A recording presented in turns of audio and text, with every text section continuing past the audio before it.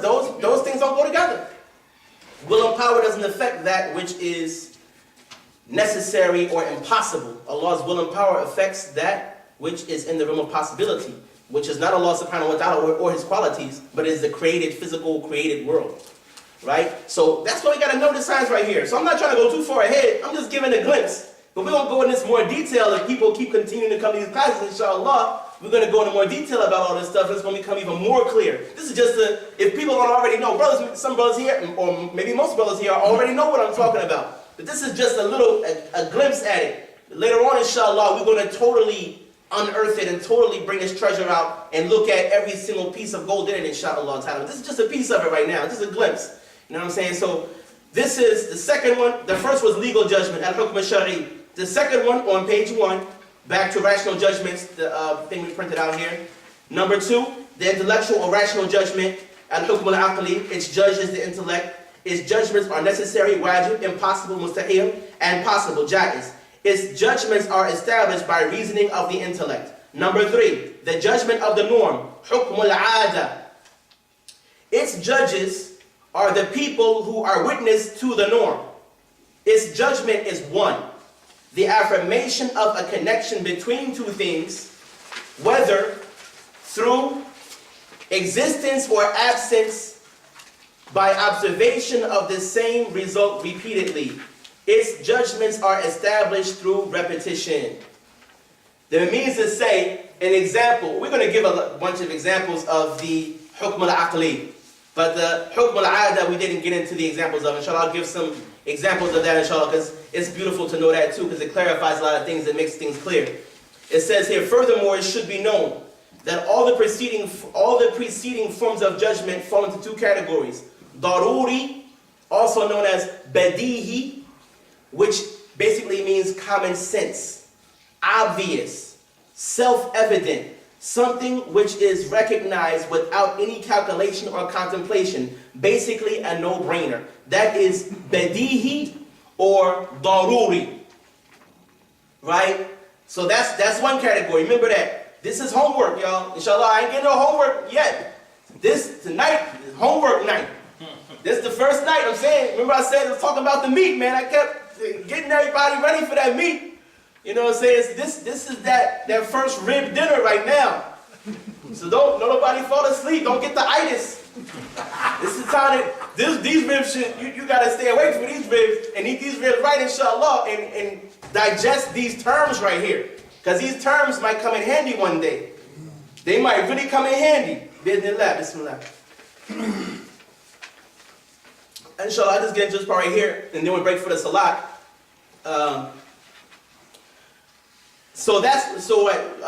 Furthermore, it should be known that all the preceding forms of judgment fall in 2 categories. There is the no-brainer, self-evident, obvious, which is daruri and badihi. Those are both synonymous with each other. They both mean the exact same thing. So some books you may read one. I'll only put both of these here in case you go read a book of the Sunni Aqeedah by yourself and you come across one word, you won't say, our teacher ain't even teach us that.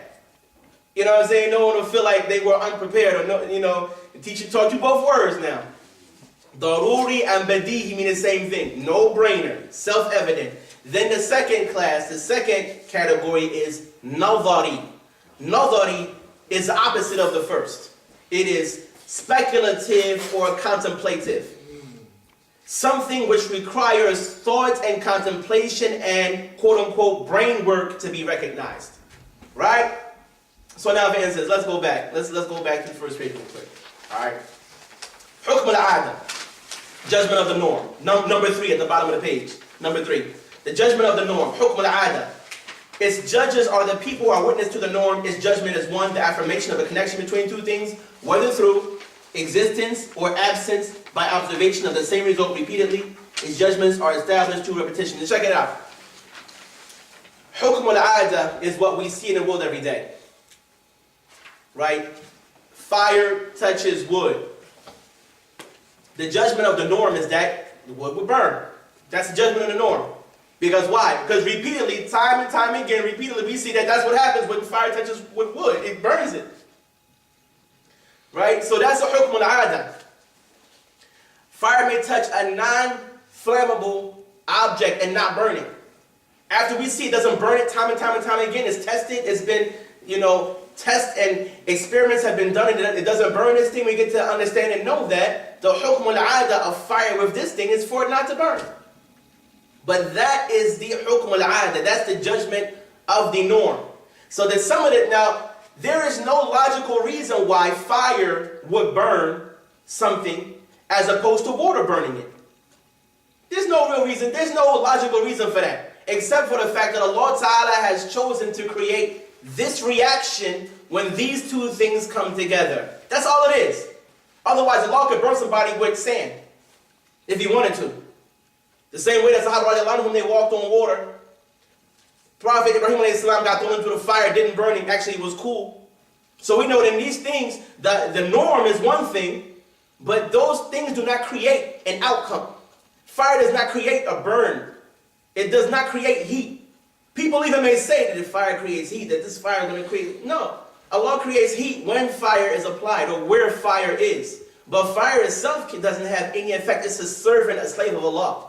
Fire is a slave of Allah. It has no ability to give harm or benefit at all. It's waiting. It only can receive the command Allah gives it to make the effect. But it in reality doesn't make an effect. Allah creates the effect where it is. And Allah Ta'ala can make the same effect without it being there, or make the opposite effect come through it, like we said in the story of the Prophet Ibrahim alayhi salam when the fire was cool. Fire is usually hot. That's the norm.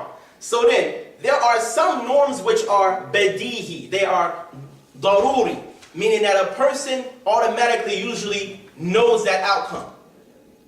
Most people know without using any brain work, a person don't eat food a certain amount of time, they're going to get hungry.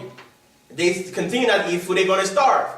This is a norm that repeats again and again and again. Through repetition, we know that that's the truth. You don't eat, you get hungry, you starve, you could die. This is the norm.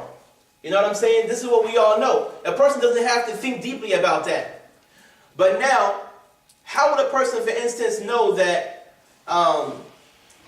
let's say, if a person was to take a certain type of chemical or pill, that the reaction of it, Allah would create a certain type of reaction in them that would calm them down, or that would make them stop coughing, or make their sinuses, you know what I'm saying? Now, the ingredients in that pill that person took, some people tested this over and over and over and over and over again and realized that these substances, when they get put together and a person puts it inside of their body, this outcome happens. You know what I'm saying? So that is nadari. That came through experimentation, through testing. That didn't come to the person off the street saying, oh yeah, you take X cc's of this, take 2 milligrams of that. A person have to study that science to know how to do that right there. And the ulama say that most of the judgments in medicine, meaning like most of the medicine, it falls into the category of the hukm al-'ada, that is nadari, that came through deep contemplation, reflection, testing again and again. Then they came up with the result that, this is what this does right here. This is the outcome of this with that, it makes like this. Otherwise, people on the outside of the science don't know what does what. They don't know what herb a person may take for whatever illness. And again, these herbs do not cause an effect. Allah Ta'ala creates the effect. They don't have any power to do anything. They don't have any power. But because it's sunnah to use these medicines, to use these things, we use them. But the one who heals is Allah Subhanahu wa Ta'ala. The one who heals is Allah wa Ta'ala. And Allah Ta'ala may heal a person with the means, without the means, or against the means. A person may drink poison and get healthy, if Allah wills. I don't suggest somebody do that, but it can happen. Allah Ta'ala can do it because the poison doesn't kill nobody. The poison doesn't create the effect. Allah creates the effect. A person might drink water and drown, might choke on it and die. A glass of water, might have been thirsty. The same water that, Allah could have used to save his life, Allah might kill him with it. So the effects, Allah Ta'ala says in the Quran, وَاللَّهُ خَلَقَكُمْ وَمَا تَعْمَلُونَ. Allah Ta'ala created you and whatever you're doing. Meaning that the actions of Allah's slaves are created. خَلَقُ أَفْعَالِ الْعِبَادِ. Al-Imam al-Bukhari, rahimahullah ta'ala, has a book called The Creation of the actions of the slaves. What are the slaves of Allah? Only human beings? Only jinn? The earth is a slave of Allah. Fire is a slave of Allah. Water is a slave of Allah. Atoms are a slave of Allah. The whole universe is a slave of Allah subhanahu wa ta'ala. And all of the actions that they do are creations of Allah subhanahu wa ta'ala. And the effects that come from those actions are a creation of Allah subhanahu wa ta'ala. And those things have no ability to do anything to make an ant move or stay still or live or die. They can't do anything, but Allah ta'ala does everything. So with this said, inshallah ta'ala, we will stop here. And after the salat, we will come back. Inshallah, may Allah ta'ala benefit us with what we heard, forgive us anything that was said wrong, and give us the ability to continue. Allahumma ameen ya rabbal alameen. Subhanallah wa bihamdihi, subhanakallahumma wa bihamdik, nashhadu an la ilaha illa anta, nastaghfiruka wa natubu ilayk. Jazakallah khair.